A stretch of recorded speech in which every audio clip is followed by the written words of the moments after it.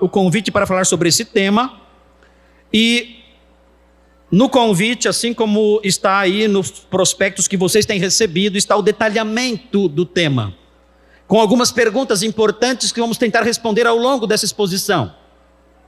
Primeira pergunta: o que significa nascer do Espírito? E vamos responder isso, se Deus quiser, nos próximos 50 minutos. Como eu gostaria de ter pelo menos 2 horas para fazer isso, mas não tenho. O que significa entrar no reino de Deus? É outra pergunta que vamos responder hoje. E terceira pergunta: por que a doutrina da regeneração é essencial na pregação do Evangelho? Então eu quero convidar vocês a caminharem comigo agora. Nós vamos entrar por uma vereda de exposição de certas verdades. E vocês vão me seguir nessa vereda. E eu peço que vocês dediquem plena atenção a isso. Porque as verdades que eu vou dizer não são verdades da minha cabeça. São verdades que emanam da Sagrada Escritura. São vida. E por isso preciso da atenção completa de vocês, total de vocês, enquanto caminhamos sobre o texto que eu quero expor hoje. Não vou conseguir expor o texto palavra por palavra, como costumo fazer na minha igreja. Eu estou pregando em Gênesis na minha igreja há 7 anos. E cheguei no domingo retrasado ao capítulo 34. Gastei 7 anos expondo Hebreus. E os irmãos estão torcendo para o próximo livro ser Filemão.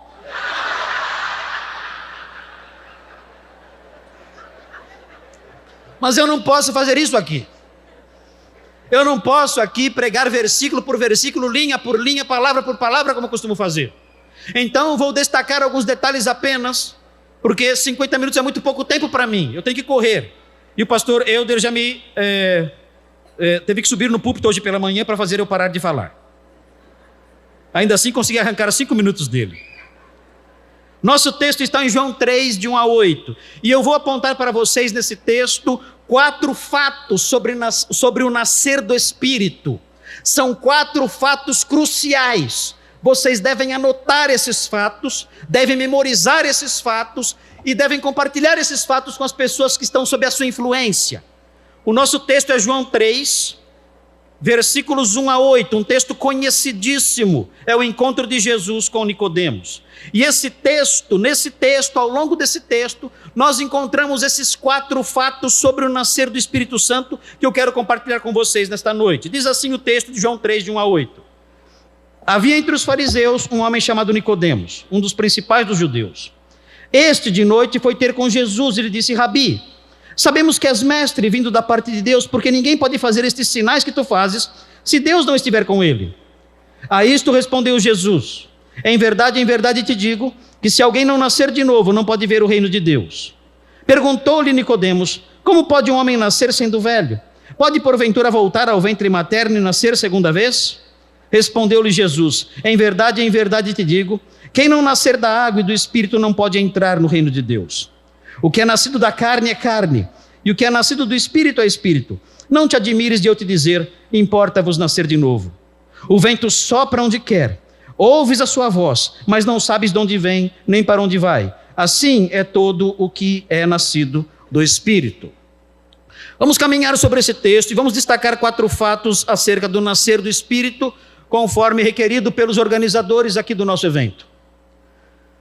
Quais são os fatos que estão presentes nesse texto relacionados a esse assunto? Primeiro fato: nascer do Espírito. Prestem atenção nisso. Nascer do Espírito é um ato de Deus que consiste de criar um novo ser. Isso é nascer do Espírito. Esse é um dos fatos ligados ao nascer do Espírito. O texto diz no versículo 3, se alguém não nascer de novo. Essa expressão tem 2 significados no texto grego. Pode significar nascer de novo e nascer do alto. As 2 traduções estão corretas. Nascer de novo e nascer do alto. E é, portanto, um ato de Deus. A pessoa nasce do alto e de novo, que consiste de criar um novo ser. Eu fiz uma definição que diz assim: nascer do Espírito é um milagre. É um milagre operado pelo Espírito Santo. que confere ao indivíduo uma natureza espiritual santa. Se vocês observarem o versículo 6 diz assim: o que é nascido da carne é carne, ou seja, detém uma natureza meramente carnal. E prossegue dizendo: e o que é nascido do Espírito é espírito, ou seja, detém uma natureza espiritual. O novo nascimento envolve isso, a criação de uma nova natureza, uma natureza espiritual santa. E essa verdade envolve duas realidades importantes. Se é uma nova criação, nós aprendemos algo importante sobre isso no texto de 2 Coríntios 4:6. Observem esse texto, é muito interessante. Se nascer do Espírito envolve uma nova criação, vejam como isso se processa em 2 Coríntios 4:6. Observem com atenção, abram suas Bíblias nesse trecho, é um versículo apenas aqui. 2 Coríntios 4:6. Diz assim, 2 Coríntios 4:6. Observem: porque Deus que disse, das trevas resplandecerá a luz. Quando Deus disse isso? Deus disse isso na primeira criação. Quando Ele criou o universo, Deus disse: haja luz. Foi um ato criador de Deus. E aqui o apóstolo Paulo está fazendo uma alusão a esse texto da criação de Deus em Gênesis. Ele diz: o mesmo Deus que disse, das trevas resplandecerá a luz, esse Deus, mais uma vez, fez a luz resplandecer. Mas desta vez que Ele fez a luz resplandecer, Ele não disse: haja luz. Na primeira criação Ele disse: haja luz. Mas na criação do homem convertido, o texto diz: Ele mesmo resplandeceu em nosso coração. Ao criar o universo, Deus disse: haja luz. Havia trevas sobre a face do abismo, escuridão completa. Então Ele disse: haja luz. Quando Ele viu a escuridão, e o resultado? Houve luz. E um dia Ele olhou para as trevas do seu entendimento. Ele olhou para você. E o que Ele viu? Trevas. Havia trevas no seu coração. Havia as trevas da ignorância na sua mente. Você não entendia as coisas espirituais. E Ele viu essas trevas. Mas Ele não disse: haja luz. Ele fez algo diferente. Ele mesmo resplandeceu em você. E quando Ele resplandeceu em você, quando Ele brilhou em você, Ele afugentou, diz o texto, a treva da ignorância. E Ele fez com que houvesse a iluminação do seu conhecimento, para que você visse a glória de Deus na face de Cristo. E você viu. Quando Ele brilhou em você, quando Ele brilhou no seu coração, quando Ele brilhou no seu entendimento, Ele afugentou as trevas. E você viu. Você viu a glória de Deus na face de Cristo. E isso atraiu você. Isso mudou você. Isso transformou você para sempre. Eu era cego. Eu era cego. Mas Ele brilhou em mim. E eu vi a glória de Deus em Cristo. E essa luz me transformou para sempre. Essa é a nova criação. Ele não disse: haja luz. Ele mesmo brilhou. E uma nova criatura surgiu. E algo mais aconteceu. Se nós virarmos a página da Bíblia e chegarmos no capítulo 5, nos versículos 16 e 17, veremos algo curioso acontecendo aqui. É impressionante o que acontece aqui. E os irmãos devem observar isso com cuidado, porque isso mostra se o Senhor resplandeceu em você ou não. Vejam o que diz o versículo 16. Versículo 16 diz assim: assim que nós, daqui por diante, 5,16, assim que nós daqui por diante, a ninguém conhecemos segundo a carne. O que significa isso? A ninguém conhecemos segundo a carne. Qual é o sentido dessa expressão? Essa expressão significa o seguinte: nós não avaliamos as pessoas mais a partir de padrões mundanos e carnais. Antes de conhecermos a Cristo, nós admirávamos certas pessoas. Nós éramos fãs de certos artistas. Nós éramos fãs de certos influencers. Nós éramos fãs de certos cantores do mundo. Nós éramos fãs de pessoas sujas.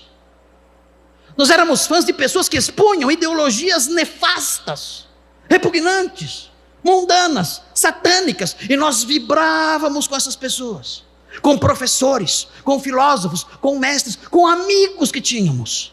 Amigos que nós admirávamos e que eram mundanos, ateus, perversos. Homens, mulheres, moças, moços, que nós olhávamos, tinham vidas reprováveis. Mas nós admirávamos as pessoas e éramos atraídos por elas. Mas o que aconteceu conosco? O texto diz: daqui por diante, a ninguém conhecemos segundo a carne. Nós não interpretamos mais as pessoas a partir de padrões mundanos. E mais, e se antes conhecemos Cristo segundo a carne, ou seja, se nós tínhamos uma interpretação de quem Jesus é, uma interpretação carnal, vendo como um homem bom apenas, o texto diz: já agora não o conhecemos deste modo. Ele não é para nós um mero filósofo que pregava uma ética elevada, não. Nós o conhecemos de outra forma. Para nós ele é o Filho de Deus encarnado. Para nós ele é o nosso Salvador ressurreto, nosso guia amoroso. É isso que ele é para nós agora. Nós não o interpretamos, nós não o consideramos mais de acordo com os padrões mundanos e carnais. Por quê? Muito simples. Porque nós deixamos de interpretar as pessoas e o próprio Senhor da maneira como interpretávamos antes.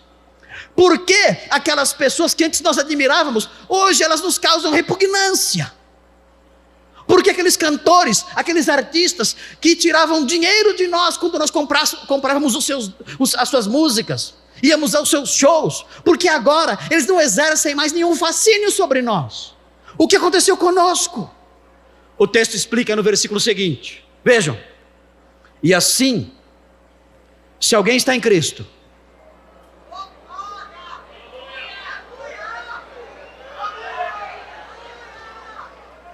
é nova criatura.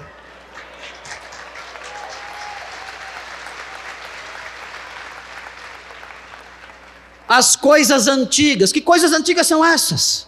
A nossa interpretação das pessoas, o nosso modo de olhar para essas pessoas.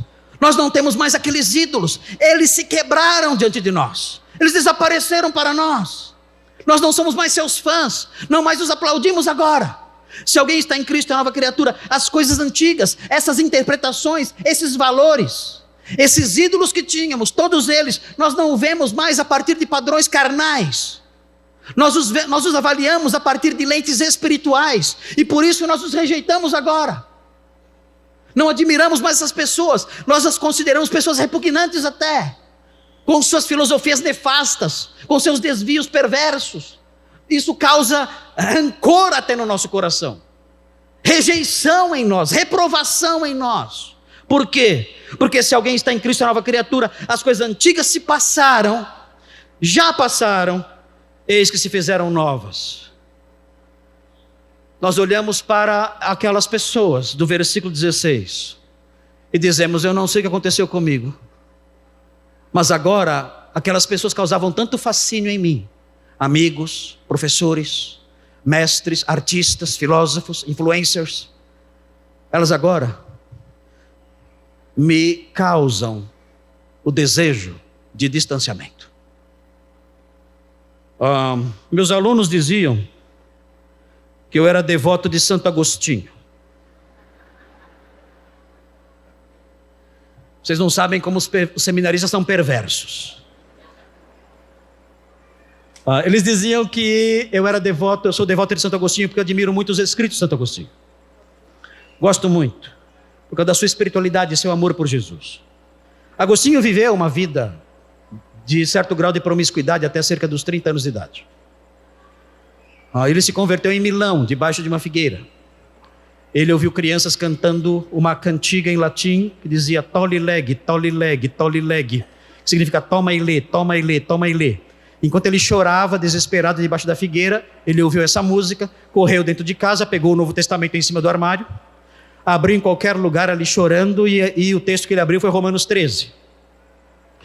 E o texto dizia que nós não devemos mais andar em orgias e bebedices, em impudicícias e contendas, mas revestir-nos do Senhor Jesus Cristo e não satisfazer as concupiscências da carne. Quando ele leu isso, ele creu em Jesus e foi transformado, nasceu de novo.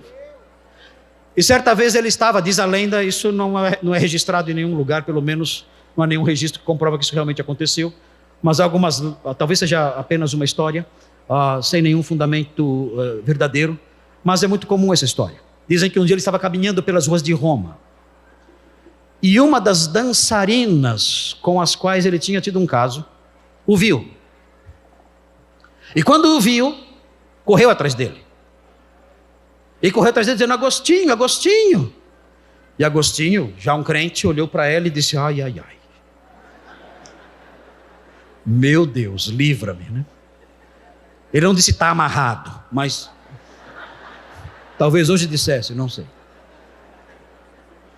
Mas ele prosseguiu, apertou o passo, e ela correu atrás dele. Você sabe como são essas moças indecentes? Ela correu atrás dele, Agostinho, Agostinho, Agostinho. E ele rápido, andando depressa ali na rua para se afastar dela. Então de repente ela disse assim para ele, Agostinho, eu sou aquela. Então ele parou, voltou-se para ela e disse assim, sim, você é aquela, mas eu não sou mais aquele.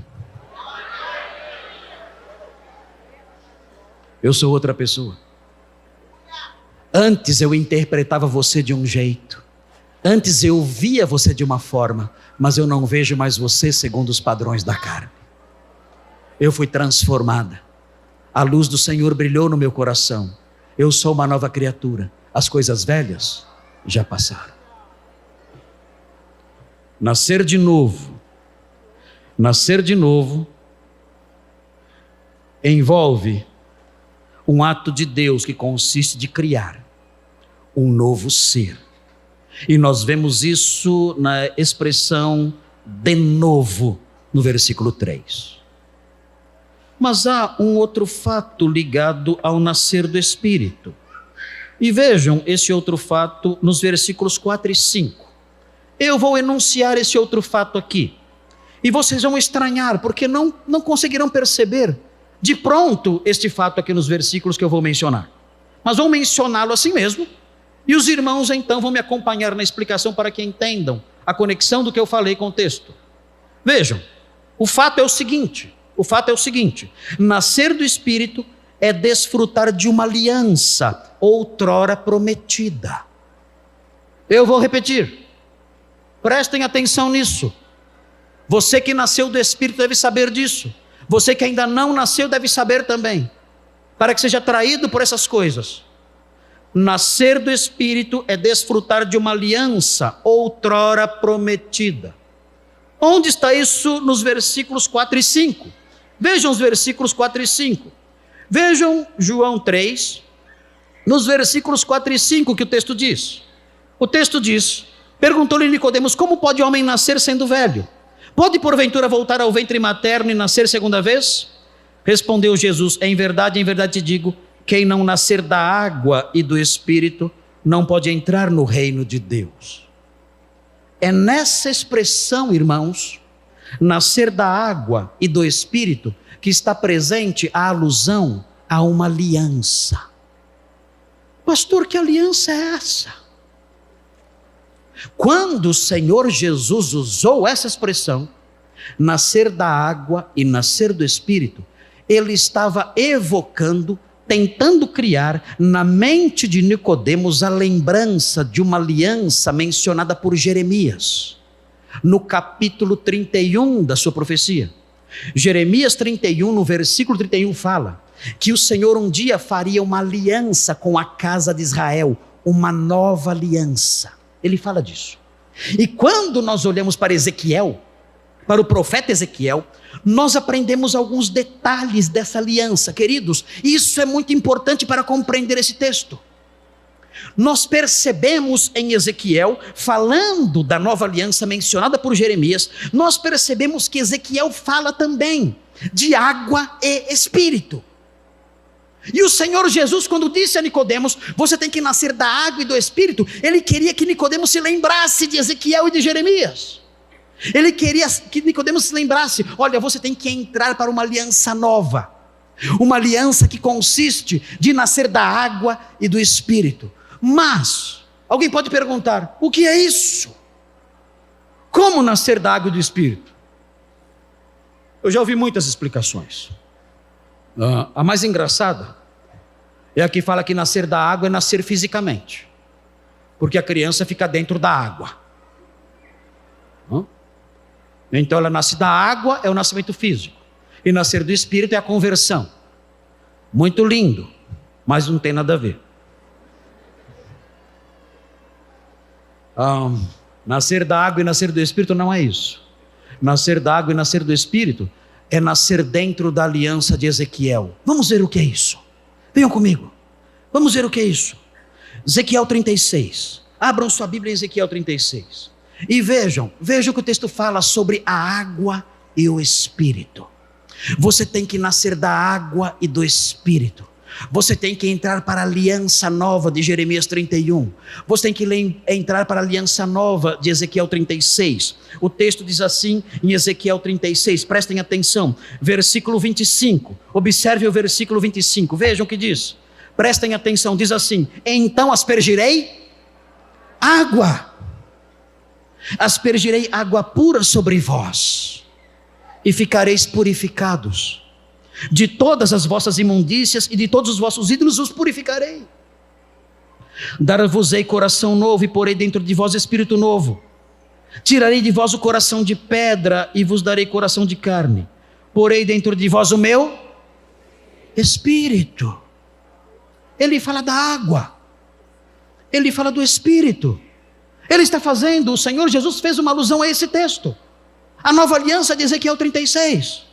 Porei dentro de vós o meu espírito e farei que andeis nos meus estatutos, guardeis os meus juízos e os observeis.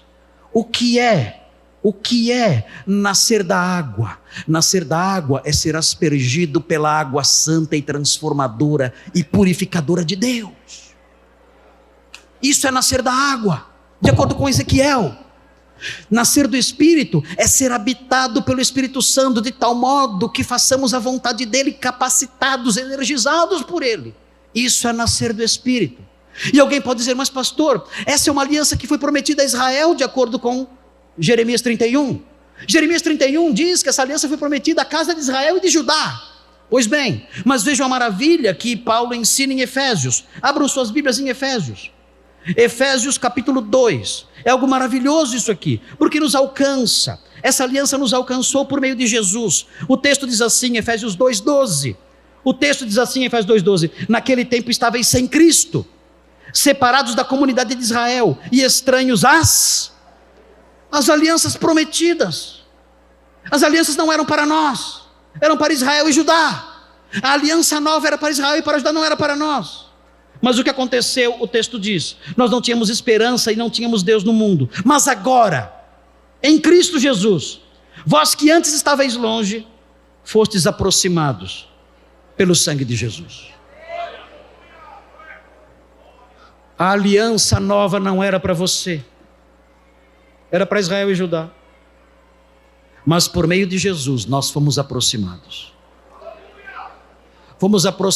dessa aliança. E agora quem crê em Jesus nasce da água, é purificado e transformado pela água santa do perdão de Deus.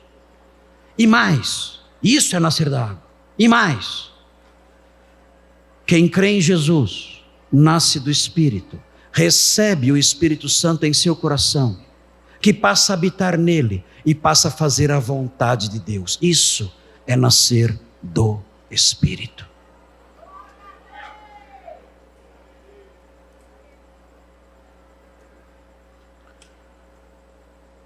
Nascer do Espírito envolve participar de uma aliança outrora prometida. Uma aliança que envolve mudar o coração, purificar de todas as injustiças, lavar e transformar. É uma aliança que envolve a dádiva do Espírito Santo, que capacita a obedecer a sua santa palavra. Isso é nascer de novo. Isso é nascer da água. Isso é nascer do Espírito. É entrar para uma aliança nova e santa. Há um terceiro fato relacionado ao nascer do Espírito. O texto diz, no versículo 5, que nascer do Espírito é crucial para que alguém entre no reino de Deus. O que significa ver o reino de Deus, mencionado no versículo 3? O versículo 3 fala que a pessoa que não nasce do Espírito, não nasce de novo, não pode ver o reino de Deus. O que significa ver o reino de Deus? Bem, o versículo 5 explica. Ver o reino de Deus significa entrar no reino de Deus. Quem não nasce de novo, não pode entrar no reino de Deus. Nós temos que dizer isso a todas as pessoas. Temos que dizer isso a todas as pessoas, porque as pessoas estão sendo enganadas, inclusive no meio evangélico. O meio evangélico é talvez o campo missionário, um dos maiores campos missionários do Brasil. Eu sei disso porque eu pergunto para os crentes muitas vezes. Muitas vezes crentes vão na minha igreja e dizem, pastor, eu sou de tal igreja. E eu pergunto para essa pessoa, ótimo, que bom. Quando foi que você nasceu de novo? E a pessoa pergunta para mim, você quer saber quando eu fui batizado? Ele, não. Eu estou perguntando quando foi que você nasceu de novo. Como assim, pastor? Como assim? Como assim, como assim? Você não sabe o que é nascer de novo? Pastor, desculpe, eu não estou entendendo o que o senhor está dizendo. E eu digo, eu quero saber. Quando foi que você teve noção da sua pecaminosidade e vileza? Quando foi que desesperado você percebeu a sua condição de homem perdido? Sem condições de fazer nada para a sua própria salvação. Sem encontrar nenhuma porta de socorro e desesperado então, consciente disso, de que o salário do pecado é a morte. E aprendendo no Evangelho que você está separado de Deus, quando foi que você se prostrou aos pés do Salvador e clamou pela sua salvação por meio da fé? Quando foi que isso aconteceu? Quando foi que você confiou nele como seu único Salvador? Depositando somente nele a sua confiança para a vida eterna. Quando foi que isso aconteceu? E você então nasceu de novo e foi feita uma nova criatura. E sabe o que respondem para mim? Evangélicos. Respondem para mim o seguinte, pastor, é a primeira vez na minha vida que eu estou ouvindo falar sobre essas coisas. Evangélicos, membros de igreja. Isso é terrível, isso é triste. Por quê? Isso é triste porque se alguém não nascer de novo, não pode entrar no reino de Deus. Para que alguém entre no reino de Deus, é necessário que essa pessoa seja aspergida pela água santa de Deus, nasça da água, seja purificada. Para que alguém entre no reino de Deus, é necessário que essa pessoa nasça do Espírito, seja habitada pelo Espírito Santo e transformada por Ele. Se isso não acontecer, a pessoa não poderá entrar no reino de Deus, e essa é a pior desgraça que pode acontecer a alguém.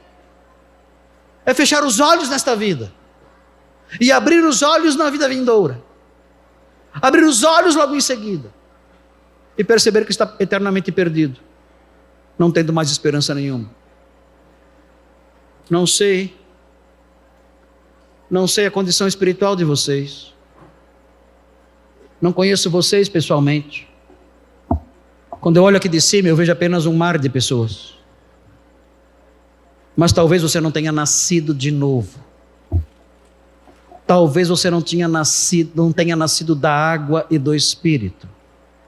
Talvez você não tenha sido purificado pela água perdoadora de Deus, a água do perdão de Deus.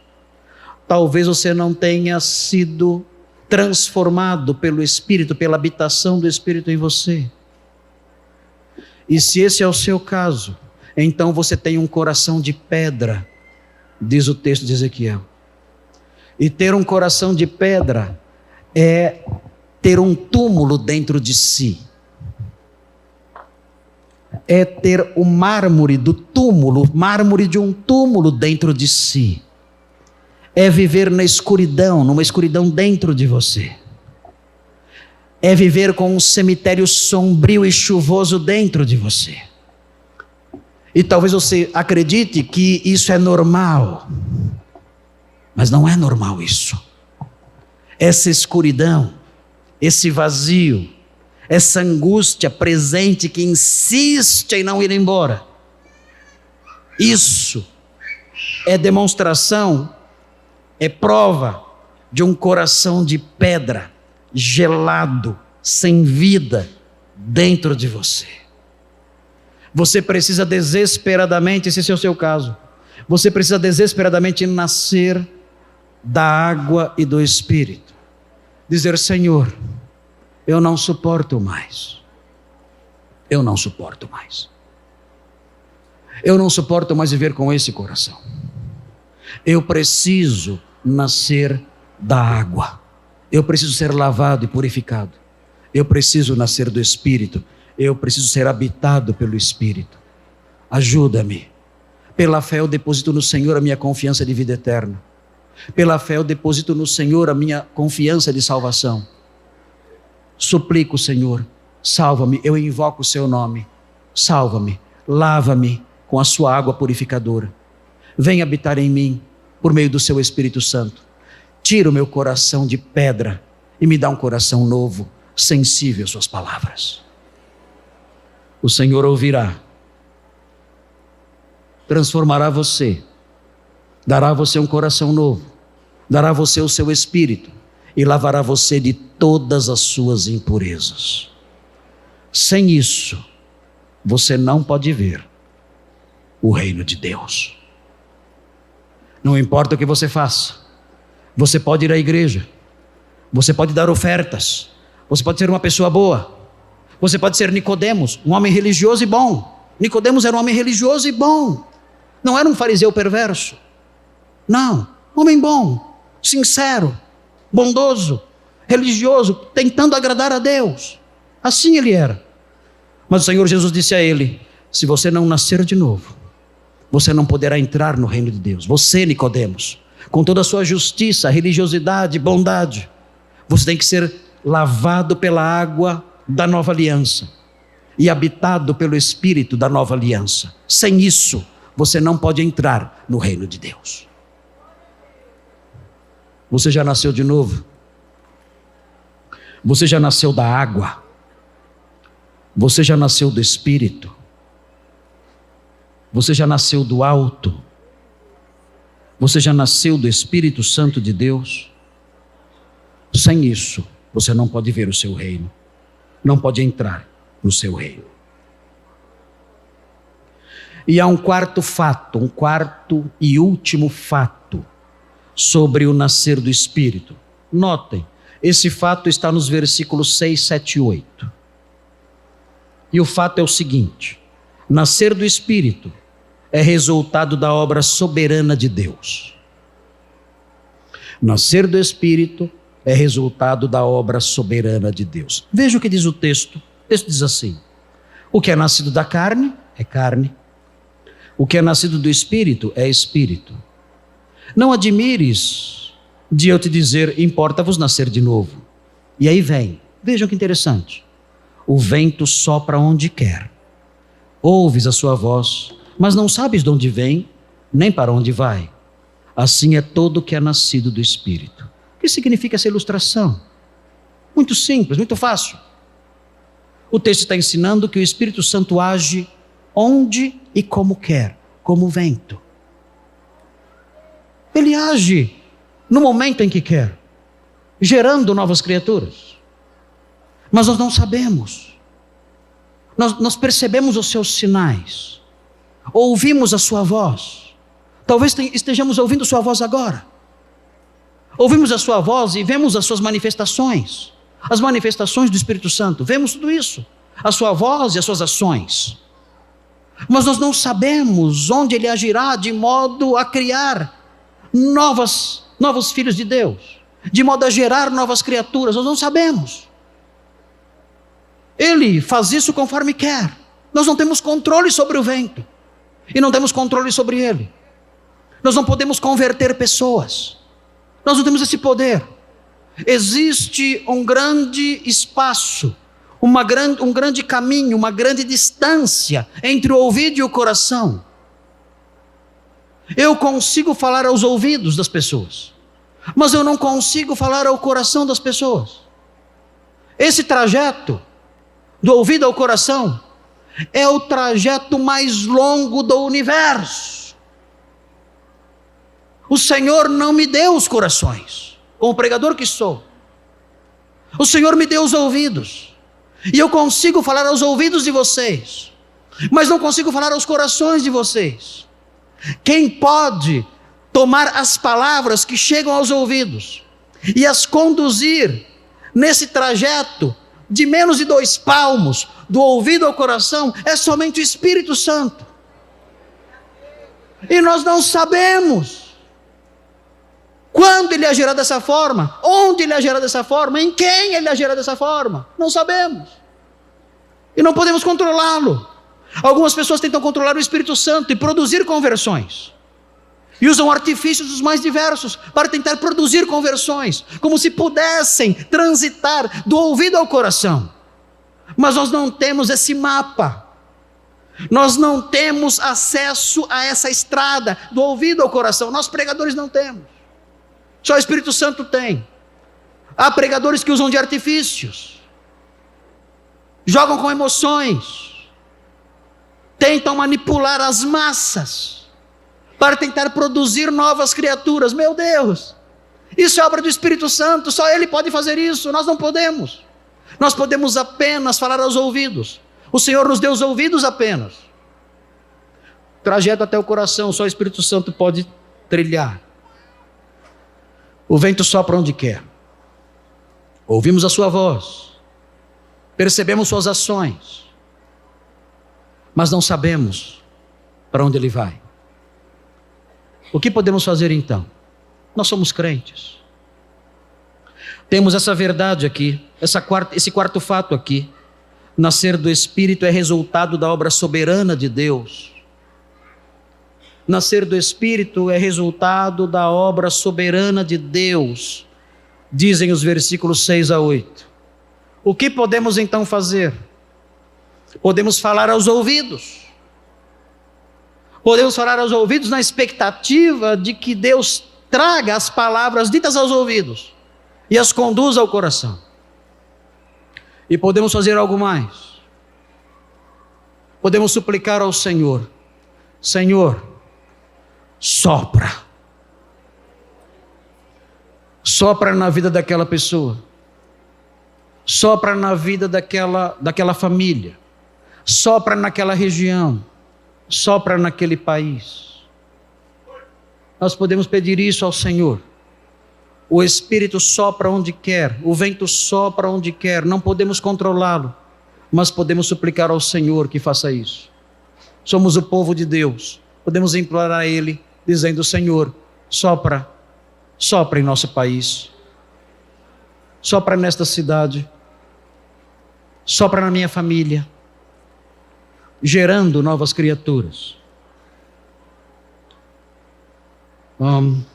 Cerca de 12 anos atrás, eu fui a um cemitério na cidade de Princeton, nos Estados Unidos.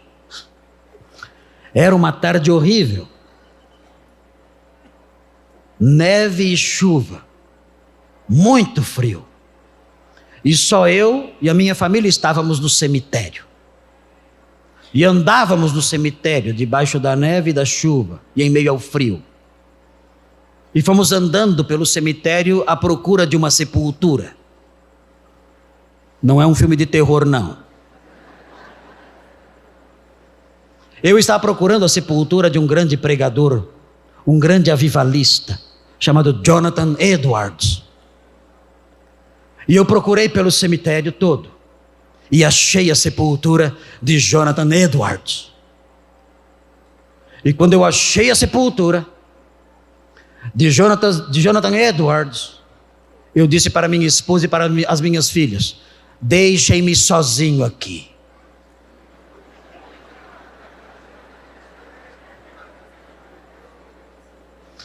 E era tudo que elas queriam ouvir, porque queriam ir para o carro correndo.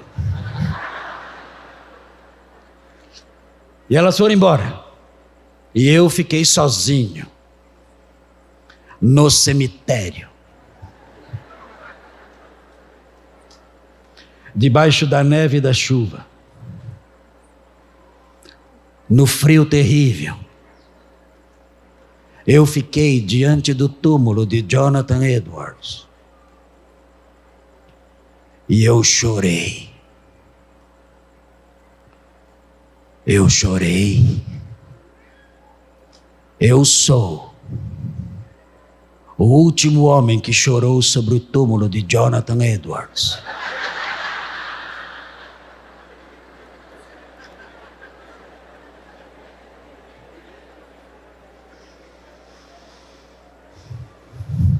Eu chorei.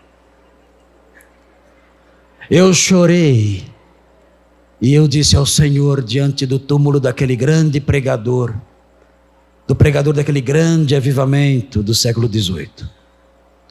Eu chorei dizendo: Senhor, sopra mais uma vez. Sopra mais uma vez. Sopra na minha família. Sopra na minha cidade. Sopra no meu país.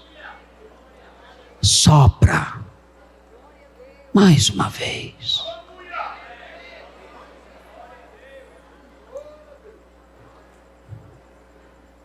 Sabem de uma coisa? Eu ainda estou naquele cemitério. Estou sozinho naquele cemitério. Quando eu olho à minha volta nesse país perdido, afundado cada vez mais no pecado, na mentira, em toda a forma mais nefasta de podridão, eu me vejo sozinho naquele cemitério dizendo: sopra, Senhor, mais uma vez.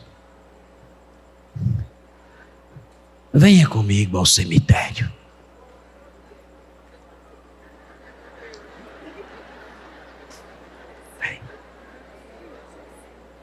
Venha. Venha comigo ao cemitério. Quem vai ao cemitério comigo? Venha comigo ao cemitério. Venha comigo suplicar. Venha comigo dizer: Senhor, sopra, sopra, sopra, sopra, sopra, sopra, sopra, sopra, sopra, sopra, sopra mais uma vez. Sopra no nosso país, começa de novo, aviva de novo o seu evangelho, começa aqui nessa conferência, sopra, sopra, sopra. Venha comigo ao cemitério, venha clamar comigo, venha chorar comigo no frio, venha chorar comigo na neve, venha chorar comigo na chuva, venha ao cemitério comigo. Vamos juntos suplicar: Senhor, sopra mais uma vez, para que vejamos a sua obra regeneradora e novas criaturas surjam nesse país, transformando a nossa pátria, por meio da fé no Evangelho. Sopra, Senhor, mais uma vez. Venha comigo, agora, venha comigo. Venha orar comigo no cemitério. Oremos. Senhor Deus, nascer do Espírito é um milagre das suas mãos. E sem nascer da água e do Espírito não há purificação, não há perdão, não há transformação. E sem nascer do Espírito não há como ver o reino de Deus. Mas, ó Deus, o vento sopra onde quer e o Espírito atua onde quer. Nós podemos suplicar, podemos falar, mas só falamos aos ouvidos. Por isso agora juntos nós oramos, implorando ao Senhor mais uma vez, que o Senhor sopre e atua na nossa pátria, nas nossas casas, nas nossas vidas, nas pessoas que estão nessa conferência que ainda não nasceram de novo. Pedimos que o Senhor sopre mais uma vez, e suplicamos isso em nome de Jesus, o nome daquele em que cremos, o nome daquele em quem, crendo nele pela fé, nascemos do alto, nascemos de novo. Pedimos essas coisas em nome dele, amém. Obrigado, amados. Glória a Deus.